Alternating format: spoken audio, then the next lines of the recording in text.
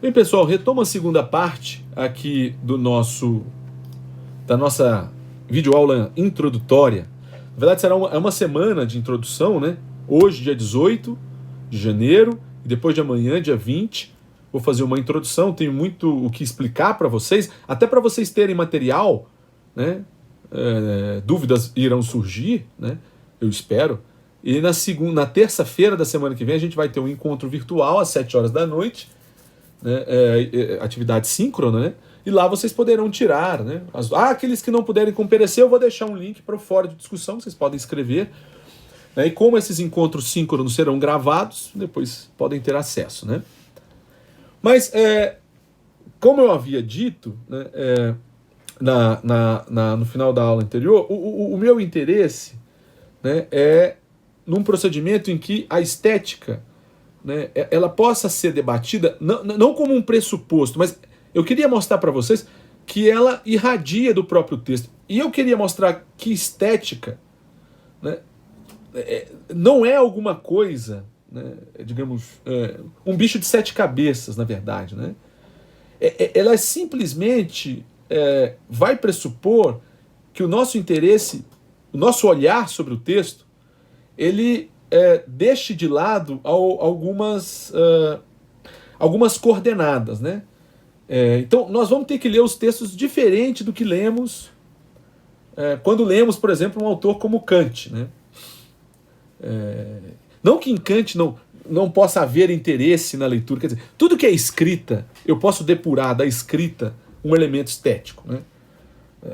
Porque a escrita já é uma espécie de transposição do sentido de uma palavra oralmente pronunciada, e ela contém ali uma porção de recursos que eu posso apresentar antes mesmo de me perguntar pelo conteúdo. Né?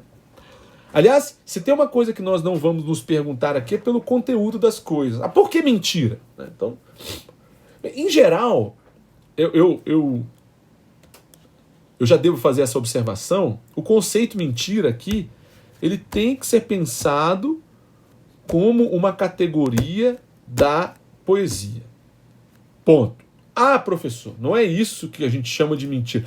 O que a gente chama de mentira pertence ao domínio da linguagem ordinária, da linguagem do cotidiano. Essa que a gente usa no dia a dia. Se vocês forem para um outro domínio, né, de sentido, de construção de sentido de mentira, que, por exemplo, é o epistemológico, né? Mentira é o que não é verdadeiro. Né? Dado que verdade é o critério do conhecimento, né? Do conhecimento do saber filosófico, então, saber filosófico só é instituído na medida em que ele, essa é a frase do Descartes, na medida em que ele está fundado na verdade. Então, como é que se funda um conhecimento verdadeiro? Né? Aí o Descartes vai falar na proposição eu penso, eu existo. Né? Por exemplo, estou só dando um exemplo, né? O Kant vai dizer, por exemplo, que é nos juízos sintéticos a priori. E aí tem uma outra imensidão de filósofos que vai dizer, eu sei qual é o critério de verdade, né, de um conhecimento. Então, se você sabe qual é o critério de verdade, você sabe também que o contrário daquela verdade é a falsidade. Então, ou a mentira. Não é nesse sentido também que eu vou usar. Né? E isso vai causar um certo estranhamento, eu espero, por parte de vocês, já que falar em mentira não parece ser alguma coisa moralmente louvável. Né? Vivemos numa sociedade em que se derruba uma presidente porque diz que ela mente. Né? Enfim, e mentira é uma forma de mostrar uma face condenável, né? Do humano. Então, esse tipo de moralidade que invade o nosso dia a dia, esse é talvez o mais difícil. Né? O professor está fazendo elogio da mentira. Né? A mentira é um procedimento estético. Né? Isso é o que eu quero mostrar para vocês. Né? Então, o que eu chamo de mentira aqui, né? Mentira poética, tem um contexto específico e atende a uma estratégia específica, né? E que eu vou discutir com vocês. Né? A estratégia que a mentira atende, eu já deixo anunciado aqui, e esse é o meu ponto, né, fundamental. Quer dizer, Por que eu quero falar da mentira? Então, a mentira é o modo pelo qual a mentira é considerada por mim, vai ser considerada no curso uma categoria estética, né? Uma categoria estética que, enquanto tal, reflete. Ela reflete um modo de proceder típico da poesia, tá?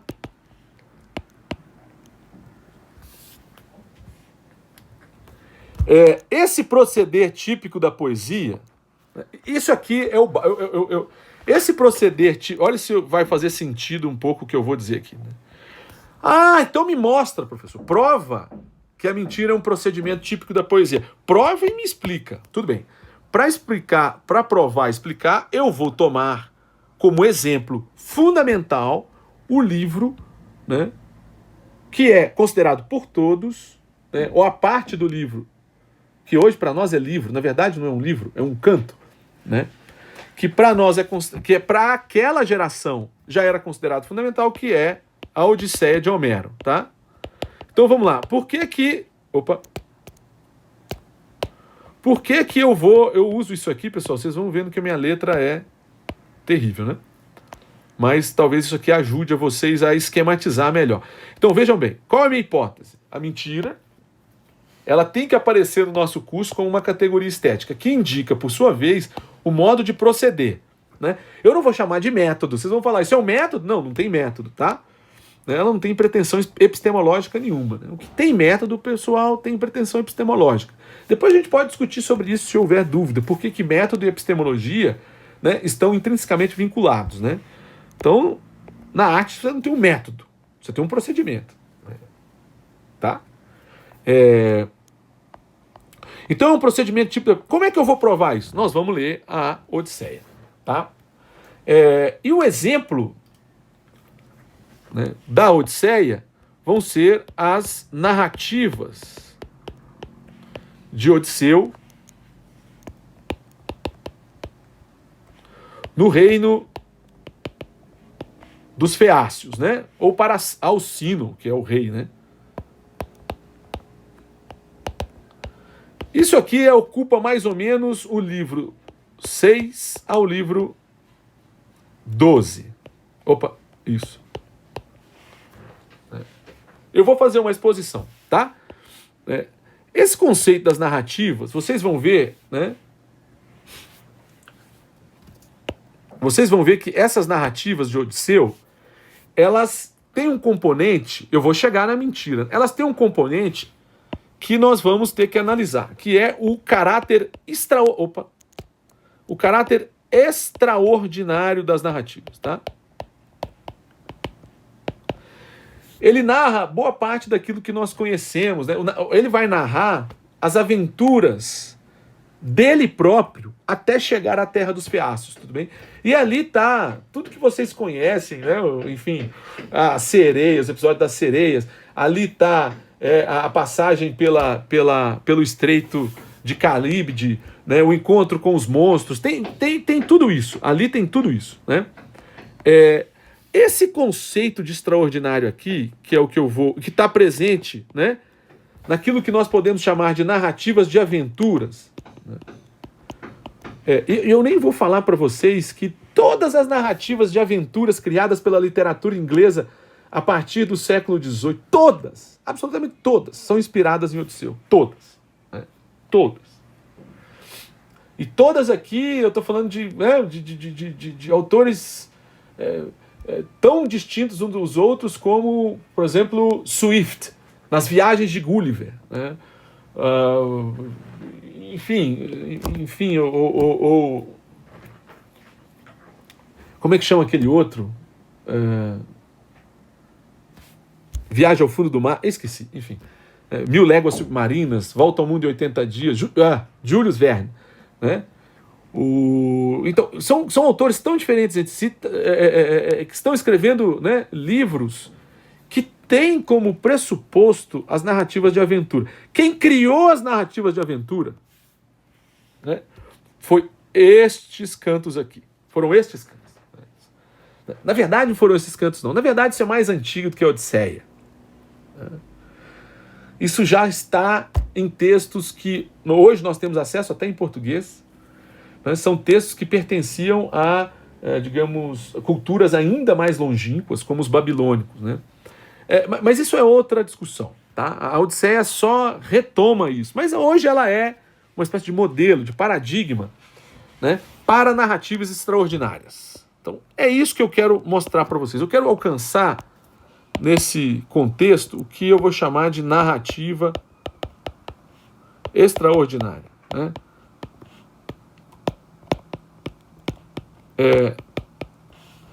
Ora, basicamente, pessoal, né, o que é isso extraordinário? Né?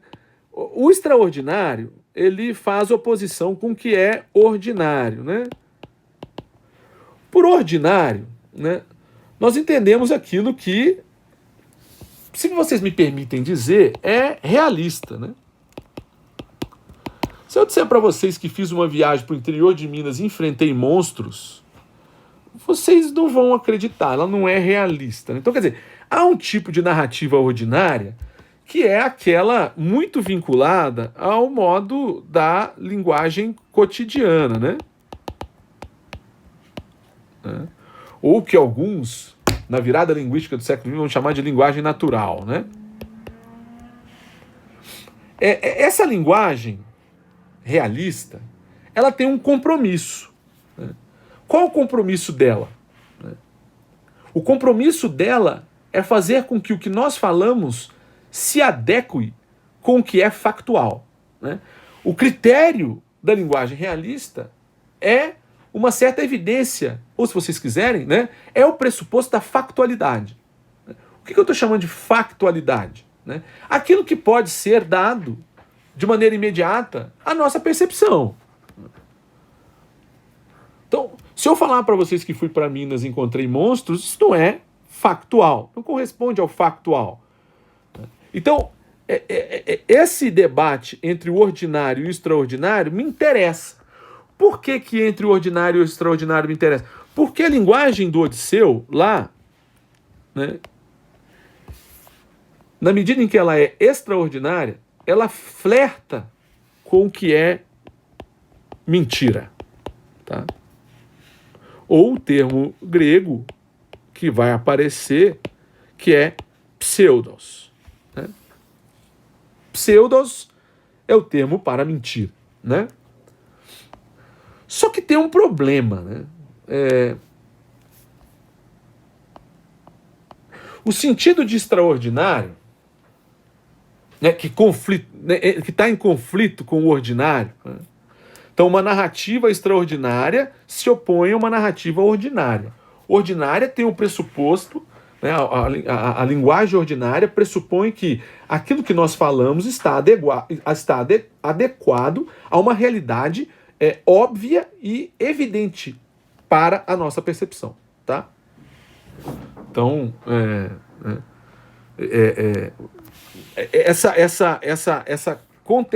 essa oposição que eu vou tentar explicar pormenorizadamente quando a gente estiver lendo o Odisseu, né, ela, de certa maneira, é a condição para a gente entender, né, o que é a mentira. Né? E o reconhecimento de que quem narra fatos extraordinários flerta com a mentira.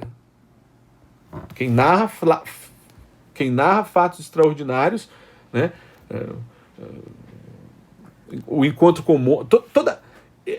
essas narrativas de aventura, elas estão quase sempre ligadas. Obviamente que isso muda, né, a depender da evolução da própria literatura. Elas estão ligadas ao mar, porque o mar era o desconhecido. Né? Então, as narrativas sobre monstros marinhos, né, sobre eventos marinhos que são para nós desconhecidos. Se vocês pegarem um livro que é muito mal lido, eu acho, né, que é Moby Dick, né, é a mesma ideia. Né? O monstruoso, o inesperado, não familiar, é quase sempre remetido, né, a este contexto específico, que é o contexto propriamente do desconhecido, que é o mar. O mar é o desconhecido. Então, aliás, Odisseu fica peregrinando no mar durante 10 anos. Né? E por isso ele tem histórias para contar. Né? Então ali naqueles livros, naqueles cantos, que na verdade a Odisseia e a Ilíada não são livros de poesia, né? Como se faz livros. São cantos, são cantadas. Né? Alguém foi lá e colocou aquilo em papel. Né? Nós temos que pensar que aquilo faz parte de uma longa tradição oral, né? Que só pouco a pouco foi sendo escrita para ser guardada na memória. Né? Ainda bem. Né? Porque senão, né, como há um ódio imenso às artes, à poesia, se mata todo mundo que tinha memória para aquilo, acabou, ninguém mais lembraria dessas fundamentais obras de artes. Né? Vamos concordar, mas a Ilíada e a Odisseia são, no fundo, obras de arte, no sentido, né, moderno do termo obra de arte. Né? Bem, então, eu quero mostrar para vocês como das narrativas extraordinárias de Odisseu eu alcanço a mentira. Né? E por que a mentira? Né, ela tem uma função estruturante da linguagem quando pensada no âmbito de um determinado tipo de narrativa, que é a narrativa extraordinária, a narrativa de aventura. Tá? Por que a relação entre mentira e o caráter extraordinário das coisas? Né? E é a minha tese, que eu vou tentar mostrar para vocês, por que se aceita contar mentiras, né? Quando se narra, aceita-se não, se tem prazer em ouvir mentiras, quando se trata de narrar feitos extraordinários como aqueles de Odisseu. Odisseu narra e a corte para, o rei para ouvir. Vocês devem conhecer, quem já leu As Mil e Uma Noites sabe muito bem, né, que Sherazade precisava narrar para não morrer. Né? É uma das metáforas mais bonitas que existem, né? Ela precisava narrar para não morrer. Né? Vocês sabem disso, né? O rei promete que a cada noite dormirá com uma mulher e a matará no dia seguinte. Né? Aí conta Sherazade torna interessante a vida do rei pela narrativa, e ele não a mata, né? Porque ela conta histórias infinitamente. Né? Então, essa ideia da infinitude criada pela narrativa briga com a finitude da morte. Né? Mas isso é uma outra discussão. Mas a mentira, né, na medida em que ela pode ser relevante para compreender o que é uma narrativa extraordinária, ela precisa de mais, digamos, respaldo argumentativo. Ela precisa de uma argumentação mais forte. Não adianta eu ficar aproximando. E a minha aproximação vai passar justamente pela caracterização. Eu explico por que a mentira é um elemento fundante, estruturante da linguagem do extraordinário, porque eu não considero a mentira como o oposto à verdade, mas como que é fictício. Então, pseudos seria traduzido melhor se semanticamente compreendêssemos mentira como criação fictícia. E o que é uma criação fictícia? É essa a minha proposta. Né? Uma criação fictícia, uma linguagem que apela ao fictício, é uma linguagem que propõe, né, a suspensão da ideia de referencialidade. O que é a suspensão da referencialidade? Do ponto de vista da linguagem ordinária, nós achamos que tudo que nós falamos deve se adequar às coisas como são, o mais possível. Então aconteceu alguma coisa, vocês fizeram alguma coisa, alguém fala, me diz a verdade. Ou seja, vocês veem isso, né, nessa guinada positivista do jornalismo, né, que não existe interpretação, nós vamos direto aos fatos. Nós aqui não somos parciais, nós somos imparciais porque nós só relatamos o fato. Quem supõe relatar o fato, quem supõe contar uma história de acordo com o fato, supõe que a linguagem, supõe que o discurso possa alcançar e possa exprimir as coisas como foram. E que ela é neutra às coisas tais como aconteceram. Quem supõe o contrário e que não acha que a linguagem tem que estar presa a uma descrição de fatos, Quem acredita que a mentira vale mais a pena para uma narrativa, para um relato, para um conto, para um contar uma história, do que propriamente, né, esse positivismo cego e desembestado, por exemplo, né, que é feito no jornalismo hoje, somos imparciais e relatamos apenas os fatos, né?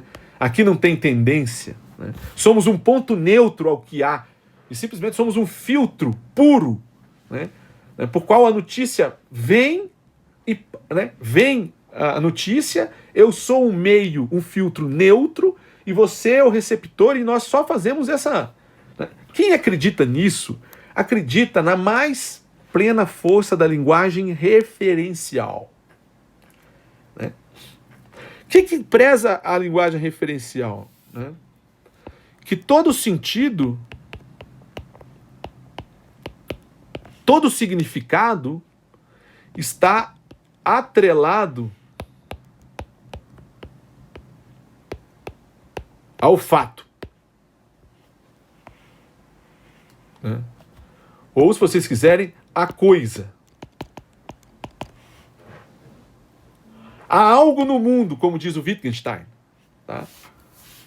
Ao que é o caso, como diz o Wittgenstein do Tractatus, né? O mundo é o que é o caso, né? Der Fall, né? É o que é o caso, é o que existe. Deveras existe, tá? É como se existisse o mundo independente da linguagem. Então, o que pensa a linguagem referencial, né? Que a linguagem pode significar algo extralinguístico.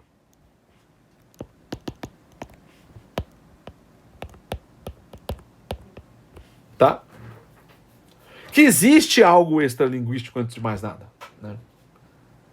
O que eu quero mostrar para vocês durante o curso é que o procedimento da mentira, e vocês vão ver que Odisseu, o epíteto de Odisseu, o adjetivo mais comum do Odisseu é que ele é politropos. Né? Ou, se vocês quiserem, né, polimecan, que é outra forma de você falar que ele é poliastuto. Né? O politropos é que ele é polimetes. O epíteto é polimetes. Né? Poli de muito, né? E metes de ardil, ardiloso, artificioso, cheio, né, de artifícios. A mentira é o artifício do Odisseu. Né?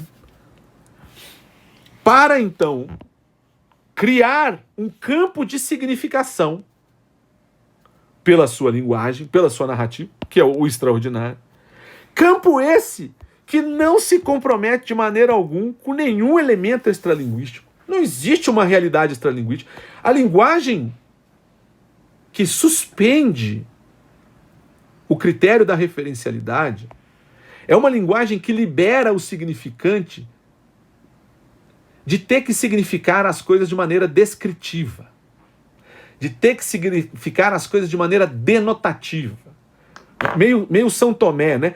Ah, é? Então me mostra, aponta. Cadê? O grande trunfo da mentira é abrir espaço para uma linguagem liberada do elemento extralinguístico.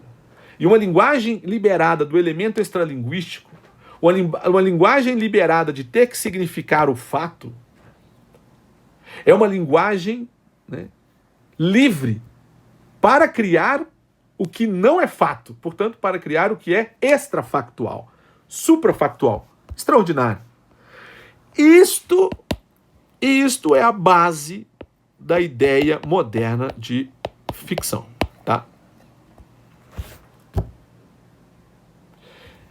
Isso eu quero mostrar que é Homero quem coloca isso como paradigma, e eu quero mostrar que Platão tem completa consciência disso, completa, e que, de certa maneira, ele escreve ficção, que Sócrates, enquanto personagem, é nada mais, nada menos do que um tipo fictício, de que o diálogo é um elemento de construção de uma linguagem fictícia, e eu vou mostrar como é que isso está no texto, tá?